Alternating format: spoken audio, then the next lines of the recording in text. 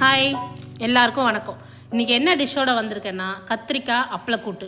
இந்த கூட்டு எப்படின்னா யார் வேணாலும் செய்யக்கூடிய ஈஸியான சமையல். எப்படி செய்கிறதுன்னு பார்க்கலாம் வாங்க. இந்த கூட்டு செய்கிறதுக்கு தேவையான பொருட்களை டிஸ்கிரிப்ஷனில் போட்டிருக்கேன், செக் பண்ணிக்கோங்க. இப்போ ஒரு வானல் எடுத்துக்கோங்க. கடுகு உளுந்து தாளிச்சிக்கோங்க. கருவேப்பிலை, வெங்காயம், பூண்டு, பச்சை மிளகாய் எல்லாம் ஒன்றா போட்டு வதக்குங்க. 5 நிமிஷம் நல்லா வதங்கட்டும். இப்போ கட் பண்ணி வச்சுருக்க கத்திரிக்காயும் தக்காளியும் ஆட் பண்ணிக்கலாம். இதோட மஞ்சத்தூள், மிளகாத்தூள், உப்பு சேர்த்துக்கோங்க. அதோட ஒரு விசில் விட்டு வேக வச்ச கடலைப்பருப்பு, சிறுபருப்பு இதோடு சேர்த்து 2 டம்ளர் தண்ணி ஊற்றி நல்லா வேக வைங்க.